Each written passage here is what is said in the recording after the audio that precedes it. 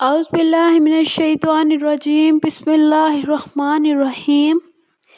انسان کی بہت ساری حاجات ہوتی ہیں، دنیاوی حاجات،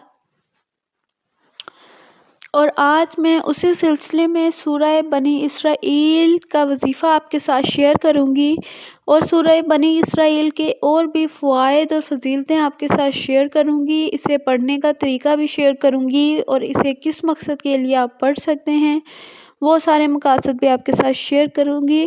اس سے پہلے چھوٹی سی ریکویسٹ ہے کہ چینل ضرور سبسکرائب کیجئے گا، جزاک اللہ۔ اگر کوئی سچے دل سے سورہ بنی اسرائیل کو اپنی حاجت کے لیے پڑھے تو اس کی دینی و دنیاوی حاجت پوری ہو جائے گی۔ پڑھنا اس طریقے سے ہے کہ 7 بار سورہ بنی اسرائیل کو پڑھ کر اللہ تعالیٰ سے دعا مانگنی ہے اپنی حاجت کی، تو انشاءاللہ تمام حاجتیں پوری ہو جائیں گی۔ آپ نے ایک وقت میں ایک ہی حاجت کے لیے دعا کرنی ہے، جب وہ پوری ہو جائے تو آپ نے اس کے بعد اگلی حاجت کے لیے اس عمل کو کرنا ہے۔ یہ بہت ہی قرآن مجید کا بابرکت عمل ہے، تو ضرور آپ نے اسے کرنا ہے، لیکن آپ کا توکل ہونا چاہیے کہ قرآن مجید کی ہر آیت میں شفا ہے اور ضرور آپ کا مقصد پورا ہوگا۔ تو سورہ بنی اسرائیل دینی و دنیاوی حاجات کے لیے بہترین ہے۔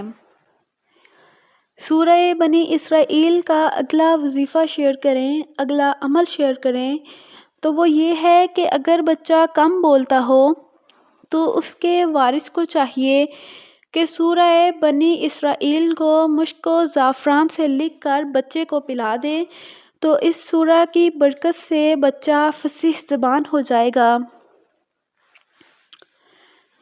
اور اس کا اگلا خواص تیر کمان کے لیے بہت ہی بہترین ہے۔ اگر سفید چریر کے ٹکڑے پر سورہ بنی اسرائیل لکھ کر کمان پر باندھیں تو اس کا تیر کبھی خطا نہ ہوگا۔